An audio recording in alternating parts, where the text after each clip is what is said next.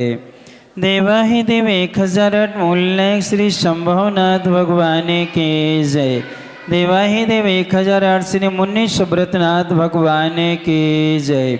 परमे पूज्य संत श्रोमणी आचार्य भगवान गुरुवर्षि विद्यासागर जी महाराज की जय। पूज्य नवाचार्य श्री समय सागर जी महाराज की जय। परम पूज्य मुनिवर्षि अजय सागर जी महाराज की जय। पूज्य मुनि श्री निराग सागर जी महाराज की जय। एलख श्री 105 विवेकानंद सागर जी महाराज की जय। सभी लोग का अवसर करेंगे।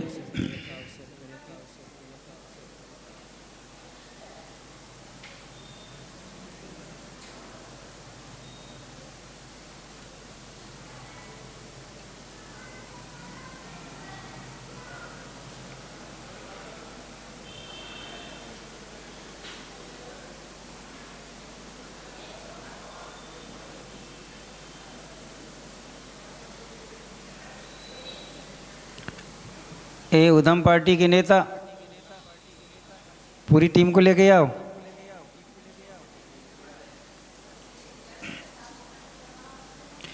तो यहाँ पर सब लोग जिनेंद्र भगवान के निकट आने का उद्देश्य है स्वरूप की प्राप्ति करना।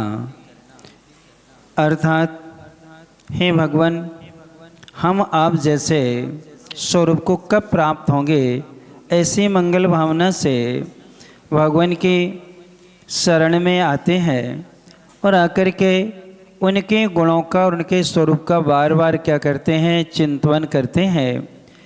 कल अपन ने अरंद भगवान ने 7 तत्व 6 द्रव्य 9 पदार्थ 5 अस्थिकाय का कथन किया था। सम्यक आदि मुख्य 8 गुणों के आप समुद्र थे। प्रशांत रूप है, अर्थात अत्यंत भयानक उपसर्ग परिचय होने पर भी आप अपने स्वभाव से च्युत नहीं हुए हैं।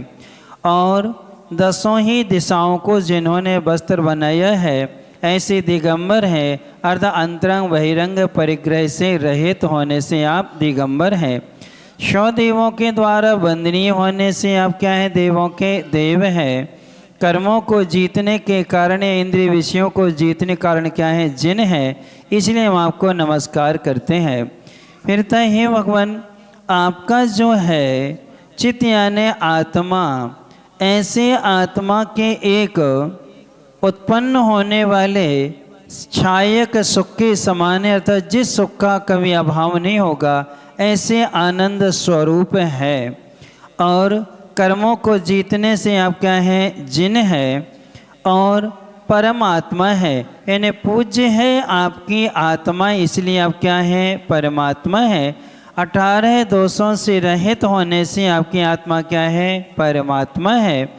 और आप जो है प्रकाश करने वाले हैं। किसको प्रकाशित करने वाले हैं? 7 तत्वों के स्वरूप का ज्ञान कराने वाले हैं। और सिद्ध स्वरूप है, अर्थात अमूर्तिक है, आप शरीर से क्या है, रहित हैं। ऐसे भगवान को हमेशा हम क्या करते हैं, नमस्कार करते हैं।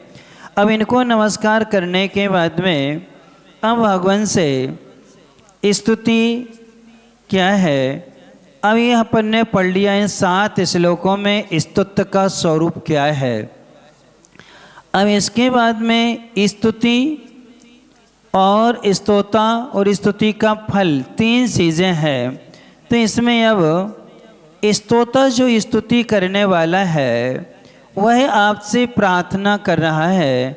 क्या प्रार्थना है? अन्यथा शरणं नास्ति त्वमेव शरणं मम तस्मात् कारुण्यभावेन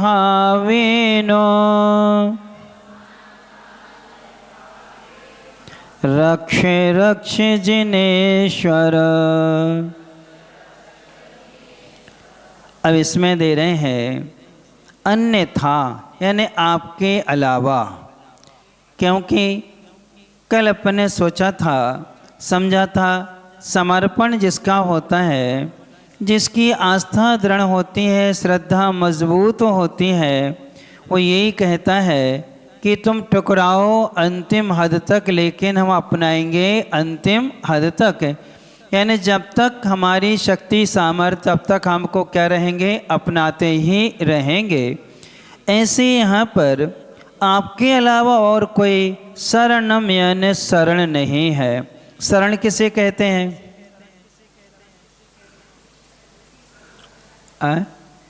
किसे कहते हैं शरण? अरे हम शरण शब्द का अर्थ पूछ रहे।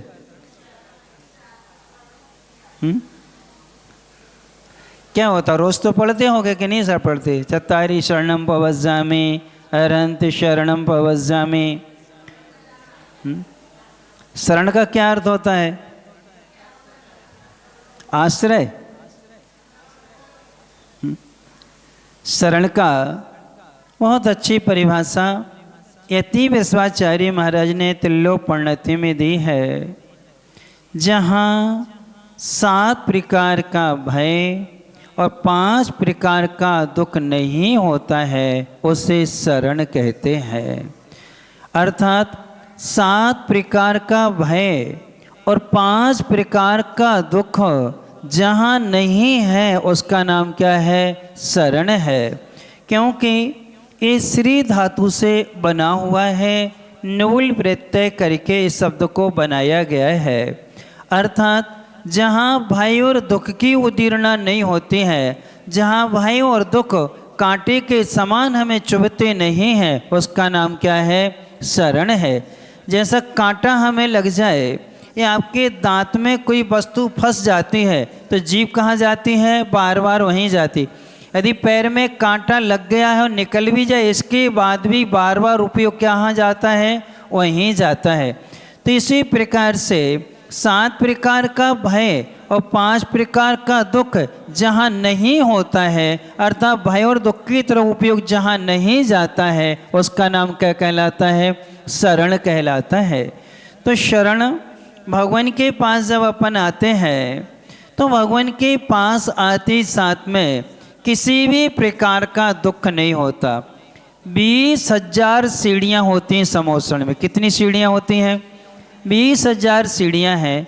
और 20,000 सीढ़ियों को अंतर मुहूर्त में बगैर थके क्या है, ये श्रावक क्या है? चढ़ जाते हैं बगैर थके। और कितने में? अंतर मुहूर्त में क्या है? वहाँ पर पहुँच जाते हैं, 20,000 सीढ़ी चढ़ जाते हैं। तो वहाँ किसी प्रकार का दुख नहीं है। वहाँ शारीरिक दुख नहीं होता है, मानसिक दुख भी नहीं होता है। वहाँ प्रकृति जन्य भी दुख नहीं है। ना वहाँ सर्दी लगती, ना गर्मी लगती है, ना भूख लगती और ना प्यास लगती है। ये कोई भी दुख वहाँ पर नहीं है। कर्मोत्पन्न दुख भी नहीं है। भगवान की शरण में पहुँचने से, अर्थात वहाँ पहुँचते ही साथ में असाता वेदनी की कभी क्या नहीं होती? उदीर्णा नहीं होती है। तो इस प्रकार से वहाँ ना शारीरिक दुख है, ना मानसिक दुख है, ना कर्मोत्पन्न दुख है, और ना सहज यानी प्रकृति जन्य क्या है? दुख है। फिर वहाँ पर मनुष्यकृत और त्र्यंचकृत और देवकृत भी दुख वहाँ पर नहीं होते हैं। कहाँ पर? भगवान के पास में पहुँच जाए, अरहंत जी के पास, सिद्ध भगवान के पास, फिर इसके बाद में साधु परमेष्ठी मुनि महाराज के पास पहुँच जाए, और फिर इसके बाद में भगवान के द्वारा कहा गया जो धर्म है, अहिंसा, अनेकांत, अकर्तृत्व, अपरिग्रह, इन 4 प्रकार के धर्म को स्वीकार करने से क्या नहीं होता? दुख नहीं होता। 7 प्रकार का भय है। सबसे पहला है यह लोक भय। कौन सा भय? यह लोक भय। दूसरा है परलोक भय। कौन सा है? परलोक भय। फिर इसके बाद में तीसरा जो हुआ करता है वेदना भय। वेदना के बाद में आता है मरण भय। मरण के बाद में आता है अत्राण भय। फिर है अगुप्ती भय और आकस्मिक भय। इस 7 भय जहाँ नहीं होते हैं उसका नाम क्या है? शरण है। कभी भी आश्रय का नाम शरण नहीं लेना। किसका? आश्रय का नाम यदि शरण ले लिया तो आपका घर क्या हो जाएगा? शरण हो जाएगा। तो घर में भय और दुख है कि नहीं? घर में डर लगता कि नहीं लगता? दुख भी होता है। फिर आप जिनके आश्रित रह रहे हैं, माँ या पिता या सास या ससुर या पति आदि के पास में आप रह रहे हैं, उनसे भी आपको क्या होता है? भय भी और दुख भी है। तो आश्रय का नाम शरण नहीं है। जहाँ भय और दुख ना हो उसका नाम क्या है? शरण कहलाता है। एक बार घर में थे, चोरी करी थी, पिटाई भई। जब पिटाई हुई तो हम पाठशाला जाते थे, 8वीं की बात है, 8वीं पढ़ते थे। तो पिटाई भई तो हमने क्या कहा? अन्यथा शरणम नास्ति त्वमेव माता शरणमेव। अर्थात हमारे लिए कोई शरण, हे माता तुम्हें क्या हो?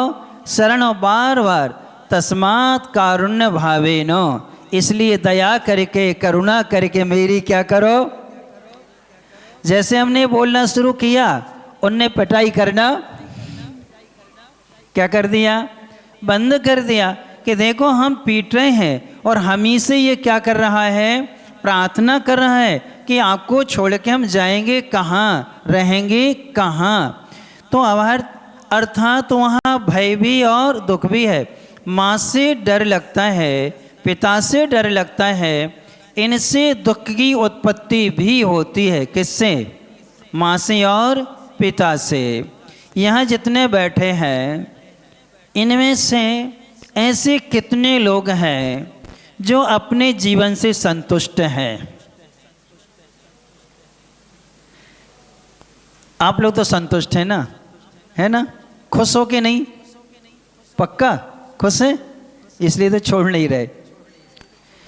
तो आचार्य अमित गति श्रावकाचार्य में अमित गति महाराज ने प्रश्न किया है कि जो भव्य होते हैं, सम्यक दृष्टि जो हुआ करते हैं, ऐसे सम्यक दृष्टि माता पिता अपनी संतान को कभी दुख में डालते नहीं है।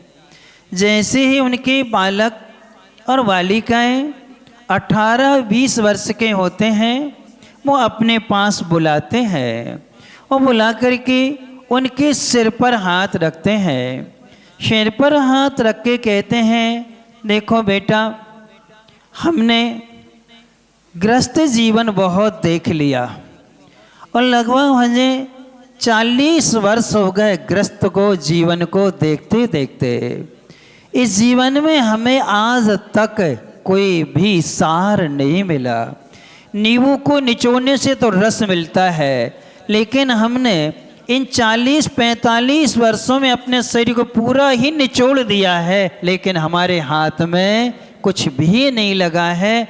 अर्थात हर पल हर क्षण दुख ही दुख है, एक पल के लिए भी शांति नहीं है। इसलिए हमने इसका अनुभव कर लिया, देख लिया। अब बेटा तुमसे मेरा निवेदन है कि तुम ऐसे असार और कष्टमय में क्या करो? प्रवेश मत करो। तुम तो एक काम करो, मोक्ष मार्ग को देख लो। किसको देखो? मोक्ष मार्ग को देखो, क्योंकि मोक्ष मार्ग की स्थिति अलग होती है और हमारी स्थिति तो बेटा ऐसी है कि कोल्हू का बैल, हाई को आचार्य महाराज, कोल्हू का बैल चलता बहुत है, पहुंचता कहीं नहीं, पहुंचा कहीं नहीं। फिर उनने दूसरा उदाहरण दिया कि जिनके विवाह हो गए हैं उनके लिए कह रहे हैं कि गाड़ी में लगा हुआ बैल कहीं ना कहीं पहुंचता जरूर है, लेकिन पाता कुछ नहीं है। किसमें जुता हुआ? गाड़ी में बैल जो है लगा हुआ है, भार को ढोता ढोता वो कहीं ना कहीं पहुंच तो जाता है, लेकिन क्या पाता है? तो जिनके विवाह हो गए हैं वे गाड़ी में जुते हुए क्या हैं, बैल हैं। कि आप गृहस्थी को भार को ढो तो रहे हो, लेकिन कहाँ पहुँचे, पहुँच तो गए हैं, बुढ़ापा आ गया, सब कुछ आ गया, लेकिन क्या पाया तुमने, कुछ पाया क्या? थकान के अलावा हमें कुछ मिलता नहीं है।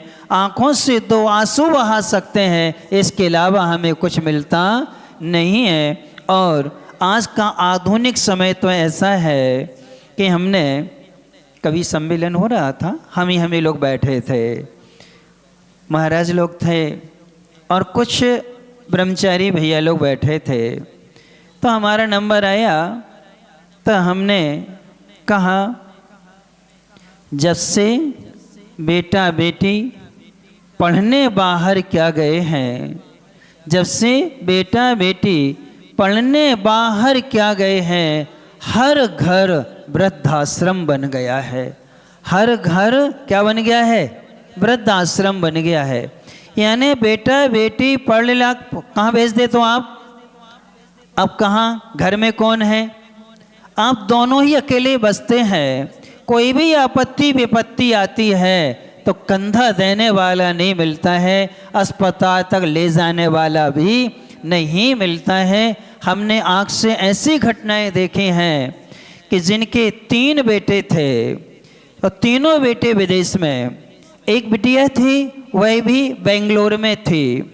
आकस्मिक उनको रात्रि में 11 बजे पीड़ा हुई और उनको अटैक आया। अटैक आते ही साथ में उनका देहावसान हो गया, मरण को प्राप्त हो गए। अब कोई उनके पास में पहुंचने वाला नहीं था। 10 बज गए और हम भी आहार करके वापस आ गए।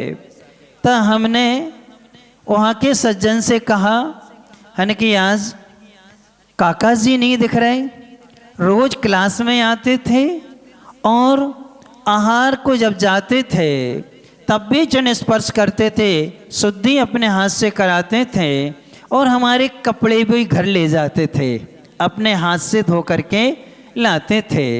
हन कि आज वो आए नहीं हैं, क्या बाहर गए हैं क्या? कहले महाराज जी पता नहीं, घर जाते हैं। और घर गए तो अंदर से दरवाज़ा क्या था, बंद था, बाहर ताला डाला नहीं था। तो कि बाहर तो गए नहीं है, बहुत खटखटाया, बहुत आवाज़ दी, जब कोई आवाज़ नहीं आई, कुछ भी नहीं हुआ, तब लोगों को संदेह हुआ। और संदेह तो समाज के 8-10 लोग इकट्ठे हुए और जब दरवाज़ा तोड़ा तो अपने पलंग पर क्या थे, वो क्या थे, मृत पड़े हुए थे, शरीर अकड़ गया था उनका। सबको बड़ा आश्चर्य हुआ। हमने कहा देखो 3 बेटे 1 बिटिया और इतना 3 मंजिल मकान, इसके बाद भी संभालने वाला कोई नहीं है। अर्थात ये संसार के दुख हैं, इसके बावजूद भी हम चेतते नहीं हैं। हम कहाँ भागते हैं?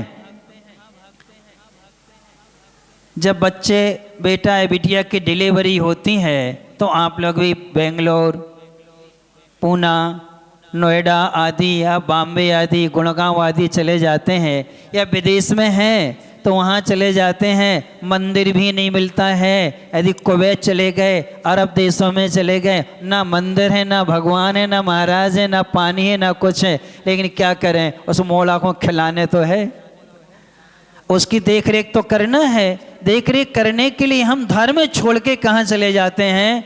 और जब यहाँ के तुम रहते हो और तुम्हारी जब कोई विपत्ति आती है, तुम्हारा कोई साथ फ़ोन पे ही कह देता है अब इतने जल्दी तो आ नहीं सकते हैं, कम से कम 2 दिन लगेंगे, 1 दिन लगेगा, 12-14 घंटे लगेंगे, फ्लाइट से भी आएंगे तो इतना समय हमें क्या है, लग जाएगा।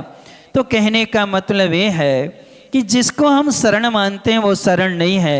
इसलिए भगवान यदि कोई शरण है तो आप ही हैं, क्योंकि आपकी शरण में आने से हमें ना कोई दुख है और ना कोई डर है। लेकिन जिनके पास हम रह रहे हैं उनसे हमें दुख भी है और उनसे हमें क्या है, भय भी हुआ करता है। हम लोग घर में रहते थे तो एक डर हमेश बना रहता था कि डांट जरूर पड़ेगी, ये नहीं करेंगे तो क्या पड़ेगी, डांट पड़ेगी, ये नहीं करेंगे तो क्या है, डांट पड़ेगी, या तो खाने नहीं मिलेगा या फिर 10 बातें सुनने को क्या है मिलेंगी। माँ की सुनो या भैया की सुनो, वहाँ बहनों की सुनो, यानी कि किसी ने कुछ कहा है कि ये कर देना और उनका काम नहीं कर पाए तो क्या सुनने मिलती थी?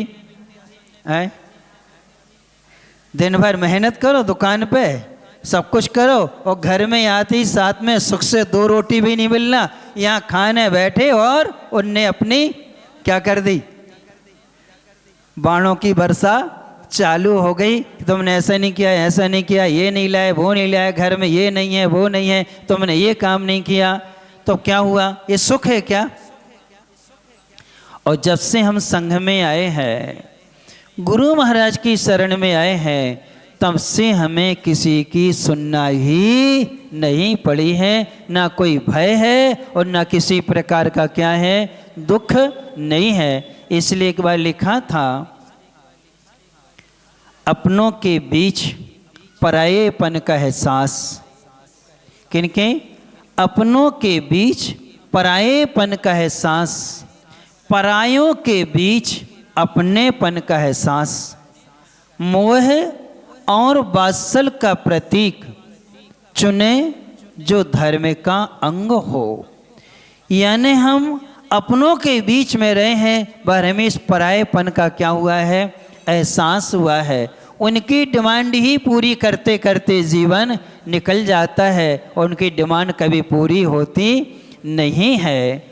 और हम परायों के बीच, आचार्य महाराज से कोई संबंध नहीं हमारा, कहाँ दक्षिण भारत के हैं और हम कहाँ उत्तर भारत वाले हैं, कोई परिचय नहीं, कोई पहचान नहीं, फिर भी उनकी शरण में जाते साथ में जो अपनापन मिला है वो अपनापन हम करोड़ों रुपए भी माता पिता के चरणों में रख देते तब भी वो उनसे नहीं मिलता, जो हमें किससे मिलता है? गुरु से मिला करता है। ये वात्सल्य का क्या है प्रतीक है, वो किसका प्रतीक है? मोह का प्रतीक है। इसलिए ये शरण नहीं है, यहाँ दुख है, भय भी होता है, डर होता है, यह लोक भय, कोई क्या कहेगा। यह लोक भय का मतलब क्या है? कोई क्या कहेगा। परलोक भय, हमारा परलोक में क्या होगा, मर के हम कौन सी गति में जाएंगे, हमारा जीवन कैसा होगा, वो हमें कौन संभालेगा, कौन देखेगा, इसका हमें निरंतर डर बना रहता है। फिर इसके बाद में वेदना का भय है, यदि हमने ये किया तो हमें ये रोग हो जाएगा, ये किया तो हमें ये हो जाएगा, ये किया तो हमें क्या है ये हो जाएगा, ये वेदना ना आ पाए, कष्ट ये दुख ना आ पाए, इसका डर निरंतर हर व्यक्ति को क्या है बना रहता है। फिर इसके बाद में मरण का भय, हर पल हर क्षण किसका डर है? मरण का डर है। अर्थात उसी के लिए इतनी सुरक्षाएं क्या हैं करते हैं। मरण भय के बाद में आता है अत्राण भय, मेरी कोई रक्षा करने वाला नहीं है। यदि ऐसा हो गया तो कौन रक्षा मेरी करेगा, कौन हमारे काम में आएगा, इसका भी भय बना रहता है। अगुप्ती भय, मेरा रहस्य प्रकट ना हो जाए, मेरी कमी कोई ने देख ली है तो कहीं कह ना दें।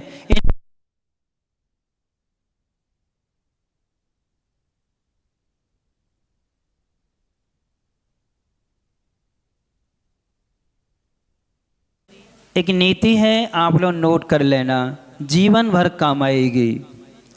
अपनी कमजोरी आपके माता पिता और आपके जो गुरु हैं उनके अलावा किसी को भी मालूम नहीं चलना चाहिए। आपकी जो भी कमजोरी है, आपकी जो भी वीकनेस है, वो आपके माँ पिता और आपके गुरु, इसके अलावा किसी को मालूम नहीं चलना चाहिए। भाई को भी नहीं, बहन को भी नहीं, भाभी आदि को नहीं, चाचा ताऊ मामा नाना नानी किसी को भी नहीं। माता पिता हैं तो उनको मालूम होना चाहिए, और माता पिता नहीं है तो गुरु के अलावा अन्य किसी को मालूम, क्योंकि यदि उनको मालूम चल गया वो कभी भी आपकी कमजोरी का फायदा कभी भी उठा लेगा, कभी भी कह देगा रुक जाओ ऐसा करो नहीं तो हम अभी सबको बता देंगे। हम उनसे क्या है कह देंगे ये अगुप्ती भय, हमारी कमज़ोरियाँ रहती हैं तो हमें डर रहता है, उनसे दबके रहते हैं। हमसे कई लोग कहते हैं महाराज जी आपको डर नहीं लगता समाज से। हमने कहने कोई गलती नहीं करी, हम काहे को डरे, हमारी कोई कमी ही नहीं है जिससे वो क्या कर सकें, हमारी आलोचना कर सकें या निंदा क्या है कर सकें, क्योंकि हम ऐसा कोई काम नहीं करते हैं। इसलिए अपनी कमज़ोरी गुरु को मालूम होगी तो गुरु संबोधन देके समझा करके उसको मार्ग पर स्थित करेंगे। माता पिता भी अपनी संतान को समझा करके प्रेम से वात्सल्य से उसको क्या करेंगे, स्थापित करेंगे। यही सोचेंगे, कहेंगे तो इसमें बदनामी बेटी की नहीं होगी, मेरी होगी। आखिर तुमने क्या संस्कार दिए, तुमने क्या सिखाया, आखिर अपनी ही तो क्या होगी। इसलिए वो किसी से कहते नहीं है। तो ये कमज़ोरी के कारण हमें अगुप्ती भय है। आकस्मिक भय, आकस्मिक मतलब अचानक कोई घटना ना घट जाए, कोई दुर्घटना ना घट जाए, उसका भी क्या है, डर है। ये 7 भय होते हैं। इन 7 भयों का मूल कारण क्या है, यह लोक भय और परलोक भय। ये 2 भय क्यों लगते हैं। वैराग्य भावना कौन कौन ने पढ़ी, बीज राग के फल भोगवे ज्यों किसान, ये वाली कौन कौन ने पढ़ी। वाह, अब बताओ, उसमें तो वर्णन है वैराग्य किसे कहते हैं, किसे कहते हैं, संसार शरीर और भोगों से विरक्त हो जाना वैराग्य कहलाता। किससे, संसार शरीर और भोगों से विरक्त होना वैराग्य कहलाता है। संसार में आसक्ति होने से यह लोक भय और परलोक भय लगता है। किसमें आसक्ति होने से, संसार में आसक्ति होने से यह लोक भय और परलोक भय लगता है। घर में तो फटी धुतिया पे काम चल जाता है, लेकिन 4 मेहमान आ जाए तो, कहीं पार्टी में जाना हो तो क्या चाहिए, किसके लिए चाहिए, वो दूसरों को। एक बहुत अच्छी घटना याद आ गई। ये बात है 96 की। हम जबलपुर में थे, पूज्य मुनि श्री सरल सागर जी महाराज के साथ थे। उस समय दीक्षा नहीं हुई थी, हम लोग ब्रह्मचारी थे। एक अम्मा जी थी, बहुत अच्छी थी, वो आहार देने जाती थी। संघ में 3 मुनि महाराज जी थे, हम 4 ब्रह्मचारी थे। तो मुनि महाराज को आहार देती ही थी, उनमें से 3 महाराज उनसे आहार नहीं लेते थे, 1 महाराज ले लेते थे। तो वो हम लोगों के पास आ जाते थे कि चलो ब्रह्मचारियों को क्या कर दें, आहार दे लें।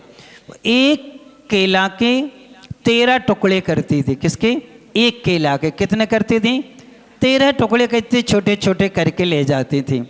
और वो ले जाती थी तो जब तक जाती तो काले पड़ जाते थे। तो हम देख करके हम लोग लेने से क्या कर देते थे, मना कर देते थे कि नहीं लेना। अब एक दिन हमने, जब थोड़े सब अच्छे से रहते तो हम ले लेते थे, और कई बार आग्रह करते थे, हम चुपचाप ले लेते थे। और जब वे चली जाती थी तो क्या कर देते थे, थाली में एक गिलास से ढक के रख लिया उनके सामने, और जब वे चली गई तो आराम से क्या कर दिया, अलग कर देते थे। तो एक दिन उन्होंने देख लिया और देखा तो महाराज जी के पास गई और महाराज जी शिकायत करने लगी महाराज जी की, जे 3 महाराज तुम उसे कबू वहाँ लेते नहीं हैं, और आज महाराज तुमने भी यहाँ नहीं लाए, और जो तुम्हारा ब्रह्मचारी बहुत होशियार है, हमारे सामने तो रख ले थे और गिलास के नीचे ढक ले थे। हम सोचा था कोरा बना के जे क्या करेंगे, लेंगे, और हम जैसे माए भैंस वो क्या कर देता है, अलग कर देता है। तो महाराज आज तुमने आहार क्यों नहीं लिए। तो महाराज जी ने कहा, माँ जी तुम्हारी साड़ी कहीं थी और सिर कहीं था, तुम्हारी साड़ी सिर पर नहीं थी, और खुले सिर आहार हम लोग लेते नहीं है, दिया नहीं जाता है। तो कहने लगी कहाँ करें महाराज, वह खसक खसक तो जाऊ थे। जैसे तुम लोग ऐसी साड़ी पहनती हो जैसे वो कम से कम 20 से 25 बार क्या चलता रहता है ये, जैसे कार में चलता है ना वो वाइपर सफाई वाला, ऐसे ही आपका क्या चलता रहता है, ये खिसता ही रहता है ना। तो ऐसे वो कहने खसक खसक तो जाती है। तो हमने कहा माँ जी एक काम किया करो, सूती साड़ी पहना करो, हथकरघा की साड़ी पहना करो। सूती साड़ी पहनोगी तो खिसकेगी नहीं, सरकेगी नहीं। सो बड़ी अच्छे से कहते हैं वो 82 वर्ष की थी। कितने वर्ष की? 82 वर्ष की थी। सो क्या कहते हैं, अरे बेटा तुम तो भली कह रहे कि सूती पहनो चाहिए, हथकरघा की पहनो चाहिए, मनो का करें 4 जनों में उठत बैठत हैं, सो अच्छी नहीं लगे। किन में? 4 लोगों के बीच में उठते बैठते हैं तो कानी लगे। अब देखो 82 साल की डुकरिया साड़ी काहे के लाने पहन रही है, किसके लिए? 4 लोगों में। ये कहलाती आसक्ति। जहाँ संसार में आसक्ति है वहाँ यहलोक भय और परलोक भय होता है। यानी हम अधिकांश जीवन अपने लिए कम जीते हैं, दिखाने के लिए सबसे ज़्यादा जीते। किसके लिए जीते हैं? दूसरों के लिए दिखाने के लिए हम क्या करते हैं, जीते हैं। जबकि वस्त्र शीत उष्ण की बाधा को सहन करने के लिए और लज्जा को छिपाने के लिए क्या है, पहने जाते हैं, दिखाने के लिए नहीं। जैसे ये आप लोग हैं, क्या करती हैं,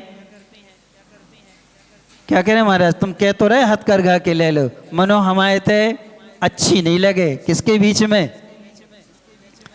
क्योंकि हम लोग तो भोग भूमि वाले हैं। कहाँ के हैं?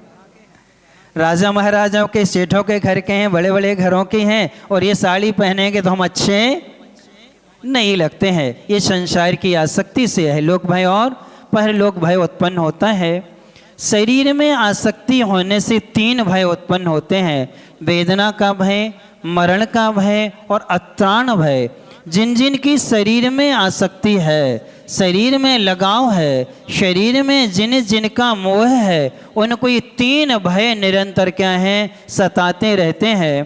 फिर भोगों में जिनकी आसक्ति होती है उनको अत्राण और आकस्मिक यानी अगुप्ती और आकस्मिक भय, ये 2 भय उनको बने रहते। किनको? जिनको भोगों में क्या है, आसक्ति है, भोग के कारण। और हम लोगों ने संसार का भी त्याग कर दिया, शरीर का मोह का भी त्याग कर दिया और भोगों का भी क्या कर दिया, त्याग कर दिया। हम लोग थोड़ी शर्म लगत है, अब एक लंगोटी पे भी कहीं भी क्या है चले जाते हैं। और घर में कि बाहर भी निकलते तो बगैर पैंट शर्ट के घर के बाहर नहीं निकलते थे। पहले क्यों? आसक्ति थी और अब आसक्ति नहीं है। इसलिए आरिका माताएं 2 साड़ी पर पूरा जीवन क्या कर लेती हैं, निकाल लेती हैं। और तुम लोगों के पास में 100 साड़ी भी कम पड़ जाती हैं। कितनी? 100 भी क्या हैं, कम पड़ जाती हैं। हमारे संपर्क में ऐसे श्रावक हैं जो अरबपति हैं, लेकिन उनकी श्रीमती का नियम है 5 साड़ी से ज़्यादा नहीं रखेंगे। कितनी? 5। उनके बेटे की विवाह हुआ, बुंदेलखंड की बहू के साथ उसका विवाह हुआ, कन्या के साथ। जब हम लोगों के संपर्क में आए, वो लोग जुड़े थे, बहुत अच्छा स्वाध्याय किया। उसने विवाह होने के बाद नियम लिया कि महाराज 10 साड़ी से ज़्यादा मैं अपने जीवन में नहीं रखूँगी। जितनी मिली थी उन्हें सारी बांट दी। विवाह में जितनी मिली थी सब क्या कर दी, बांट दी। 10 साड़ी रख ली।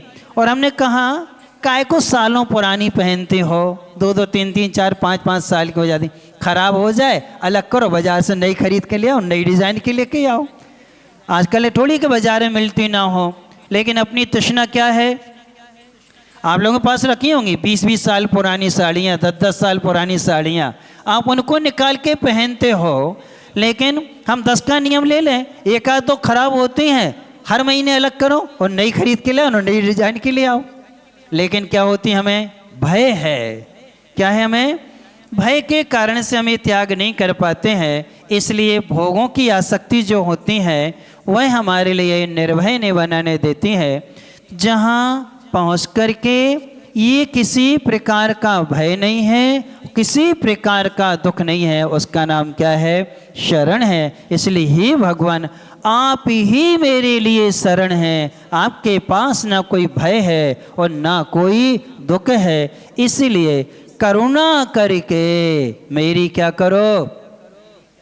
रक्षा करो। क्या करके? करुणा करके। करुणा किसे कहते हैं? किसे कहते करुणा? परिभाषा,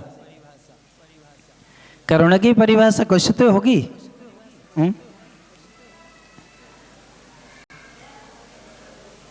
दया किसे कहते? दया की परिभाषा बता दो। अर्थात अपेक्षा रहित उपकार को करुणा कहते हैं। अपेक्षा रहित निरपेक्ष उपकार को करुणा कहते हैं। यानी कि हमें आपसे कुछ मिले इस आशा से रहित तो हो करके आपका सहयोग कर देना, उसका नाम क्या कहलाता है? करुणा कहलाता है। आचार्य श्री ने इसके संदर्भ हाई को लिखी है, तुमसे मेरे कर्म कटे हैं, कर्म कटे हैं, तुम्हें मुझसे क्या मिला? तुमसे मेरे कर्म कटे, तुम्हें मुझसे क्या मिला? अब भगवान से तो अपने क्या है? कर्म कट रहे हैं कि नहीं कट रहे, लेकिन हमसे भगवान को क्या मिला? कुछ मिलता है क्या? मान लो उदाहरण के लिए हमारे निमित्त से आपके कर्म कट जाए तो आपसे हमें क्या मिल रहा है? कुछ भी नहीं मिलता है, क्योंकि वो वीतरागी हैं, अपेक्षा से रहित हैं, उनका न राग और न द्वेष है। इस निरपेक्ष भाव से क्या करते हैं? वो आपकी सेवा करते हैं। इसका नाम है करुणा। ऐसे करुणा भाव से हमारी क्या करें? रक्षा करें, रक्षा करें, रक्षा करें। अर्थात मुझे संसार से, शरीर से और भोगों से मुझे क्या करें? बचाएं। अर्थात इनमें हमारी प्रवृत्ति ना हो पाए। इसलिए हे भगवान, हम आपके निकट आए हैं और हम कहीं जाते नहीं हैं। जहाँ पहुँचेंगे वहाँ भय भी होगा और क्या होगा? दुख भी होगा। हमने बहुत देखा है निकटता से, घर में रह कर के, लेकिन सब कुछ करने के बाद में एक पल के लिए भी अच्छी सांत्वना नहीं मिलती थी। कहीं ना कहीं किसी ना किसी की उपेक्षा का पात्र होना ही पड़ता था। इसलिए संसार शरीर भोगों से विरक्त होकर के एक परमात्मा की शरण ग्रहण करना चाहिए। जितना तुम अपने बेटा बेटी आदि को देते हो उसका मात्र 10% एक त्यागी वृत्ति को दे दो, तो त्यागी वृत्ति तुम्हारा सिर अपनी गोद में रख करके नमोकार मंत्र पूर्वक क्या करेगा? धर्म ध्यान पूर्वक क्या कर देगा? मरण करा देगा। जिंदगी भर तुम जिनको देते हो, मरण के समय वो तुम्हारे निकट भी नहीं रहते हैं। इसलिए ऐसा अपन को प्रयास करना चाहिए। वहाँ पर नगरी में पूज्य महाराज श्री के आहार राजा जी के नहा होकर के एक ऐसे गरीब श्रावक के यहाँ हुए थे जो एक टाइम भोजन करता था और एक टाइम का बचा के रखता था। किसके लिए? उन लोग कहते थे, तब ये कहता था कि देखो, पूर्व भाव में मैंने दान नहीं किया है, इसलिए मैं गरीब हुआ हूँ, निर्धन हुआ हूँ, और इस भाव में नहीं दूंगा तो मेरी क्या दशा होगी। इसलिए मैं तो अपना पेट बचा करके भी क्या करूँगा? दान करूँगा। ऐसे दान को देख करके देवों ने पंचाश्चर्य किए। वहाँ का राजा, नगर के सभी लोग वहाँ पर क्या हुए? उपस्थित हुए। उपस्थित होते हुए देववाणी में आता है, यहाँ के लोगों का निस्वार्थ समर्पण होने से राजा दीर्घ काल तक क्या है? जीवित रहता है। जब ये सबने सुना तो लोग खुश हुए कि हमें दान पूजा आदि कर्तव्य अपेक्षा से रहित होकर के करना चाहिए। क्या करके? अपेक्षा से रहित होकर के करना चाहिए। पड़ोसी राजा इस राजा की समृद्धि से ईर्ष्यालु था। उसने एक दूत को भेजा था कि तुम जाओ और जाकर के पता करो वहाँ की राजा और प्रजा इतनी सुखी क्यों है, वहाँ किसी नगर के घर में ताला क्यों नहीं डलता है, वहाँ कभी रात में कोतवाल आदि का गश्त क्यों नहीं होती है, वहाँ का राजा कैसे सुखमय रहता है, कारण क्या है। वो दूत यहाँ से निकलता है तो दूत से कहते हैं तुम्हें कोई घोड़ा नहीं मिलेगा, कोई सवारी नहीं है, तुम पैदल जाना है। कैसे जाना है? ठीक है, दूरी बहुत थी। वो दूत वहाँ से पैदल चलता है। चलते चलते समय गर्मी का था, मई का महीना था और मई के महीने में जंगल में से उसको जाना पड़ा जहाँ वृक्ष कम थे, पत्थर ज़्यादा थे और वो गर्मी से ऊपर से भी तप रहा था, नीचे भी गर्म रोड था। उसके कारण वाला परेशान था। चलते चलते थक जाता है, थोड़ा सा विश्राम करता है पेड़ के नीचे। लेकिन राजा की आज्ञा है, पहुंचना ज़रूर है। फिर आगे चलता है और चलते चलते इतना थक जाता है कि उसके लिए चक्कर आ जाते हैं, बेहोशी हो जाती है और वहीं गिर जाता है। जैसे ही गिरता है उस जंगल में दूर वृक्ष पर एक बंदर बैठे हुए थे, बंदरों का समूह था। एक बंदर ने देखा कि कोई मनुष्य भी चलते चलते दिखाई दे रहा था। उसने वो समाचार उन अपने समूह के बंदरों को दिया। तब तक वो बंदर वहाँ से छलांग लगाते हुए आता है, देखता है यहाँ तो बेहोश पड़ा है। उस बंदर को मुनि महाराज का उपदेश याद आता है कि महाराज ने कहा था अतिथि देवो भव। आपके नगर में कोई आए तो देवता के समान होता है। जो अतिथि की सेवा करता है, अतिथि का सत्कार करता है, उसके यहाँ दुख और कष्ट नहीं आते हैं, उसके यहाँ कई दरिद्रता नहीं आती है, उसके यहाँ लक्ष्मी निवास करते हैं, अर्थात देव लोग भी उसकी क्या करते हैं? सहायता करते हैं। ये जंगल में आया है, मेरा अतिथि है, मुझे इसकी सेवा करनी चाहिए। समझ गया। कटार उसकी हाथ में थी, कमर में खुशी थी, समझ गया कोई सैनिक है। बंदर जाता है, वहाँ एक बावड़ी थी, उस बावड़ी में डूब जाता है, पूरे शरीर को गीला कर लेता है।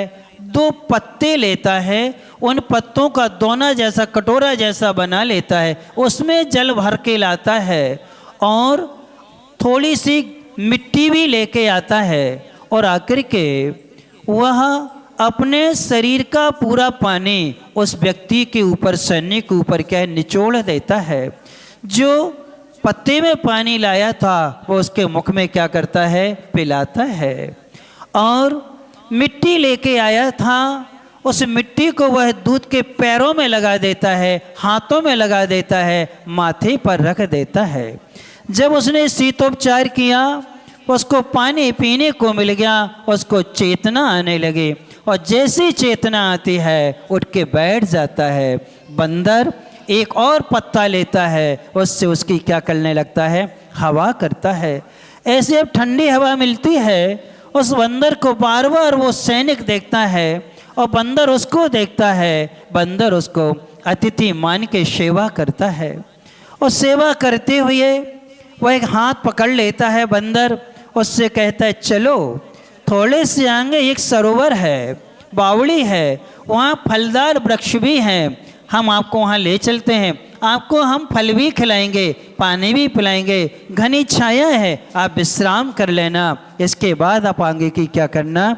यात्रा करना। ये बंदर उसकी इतनी व्यवस्था करता है, अपने हाथ से ले जाता है और ले जा कर के बावड़ी दिखा देता है, बावड़ी से पानी पिलाने का तरीका बता देता है और ये पानी पीता है तो रोक लेता है, ठहरो। वो जामुन लगी थी, गर्मी का समय था, जामुन आ चुकी थी, जामुन के फल लेके आता है। एक नारियल तोड़ के लाता है और नारियल उसको दे देता है, फल दे देता है, पहले खाओ बाद में पानी पीना। ये नियम है, कहीं से चल करके आए एकदम से पानी नहीं पीना चाहिए, ठहरना चाहिए, पहले कुछ ना कुछ भोजन आदि कराना चाहिए, फिर क्या करना चाहिए, पानी पिलाते हैं। बंदर को पूरा तरीका याद था, अच्छे से खिलाया पिला दिया और विश्राम करने लगा। जब लेट गया वो तो एक छोटी सी पत्तों के बीच में से हल्की सी धूप आ रही थी झरोके से, और धूप आई तो बंदर पीठ दे के बैठ गया और एक बड़ा पत्ता लिया, उसकी क्या करने लगा, हवा करने लगा। थोड़ी देर बाद इसकी गहरी नींद लग जाती है और नींद लगने के बाद में इसको थोड़ी देर बाद नींद खुलने लगती है, थकान मिट जाती है, अच्छा अनुभव करता है, इसके मन में भाव आते हैं, यहाँ तो ये बंदर मिल गया, आगे मेरी व्यवस्था कौन करेगा, चलो कुछ विचार करते हैं। शेष कहानी डैश डैश डैश। वो दूत आगे सैनिक क्या विचार करेगा, बंदर को साथ में ले जाता है नहीं ले जाता है, ये सब अपन आगे जानने की कोशिश करेंगे। ये कहानी वो वरांग नाम के मुनि महाराज और नगर वासियों को क्या कर रहे हैं, सुना रहे हैं, अर्थात कैसा जीवन होता है, कर्म कैसा है। तो हमें शिक्षा अभी से ग्रहण करते जाना है कि कर्तव्य कैसे किया जाता है।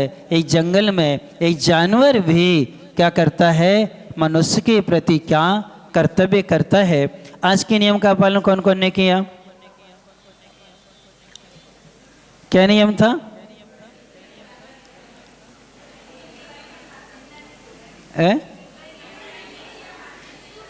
चुगली नहीं करना थी और शिकायत नहीं करना थी, करी तो है। कुछ लोगों ने हमसे करी थी, हमारी शिकायत हमसे ही करी थी कि महाराज आप आहार क्यों नहीं लेते। हमने कहा घर पे चौका लगाना, आपके घर पर हम ले लेंगे। होता ये है यहाँ वहाँ जाके आहार दे लेते हैं, तब कभी घर में चौका लगाने के भाव नहीं आते हैं।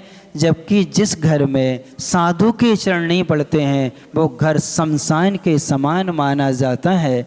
इसलिए आप अपने घर पर अतिथि को क्या करो, बुलाओ और अच्छे से बिठाल करके क्या कराओ, अच्छे से आहार कराओ।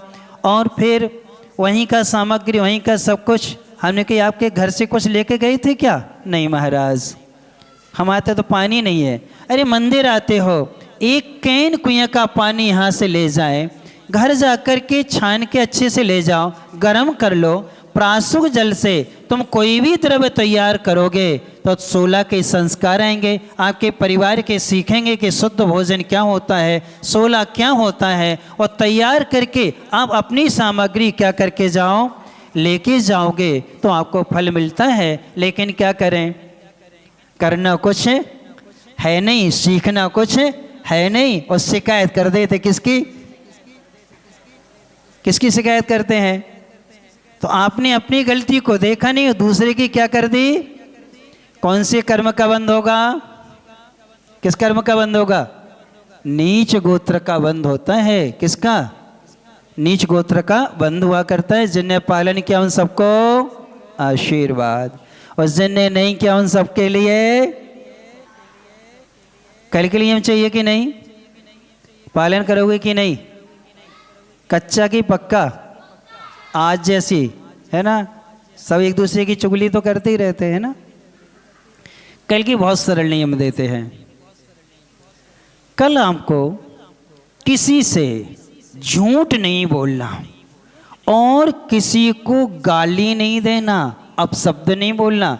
क्यों गाली देना, अपशब्द बोलना, कठोर शब्द बोलना झूठ की कोटि में आते। किस में आते हैं, झूठ की कोटि में आते हैं।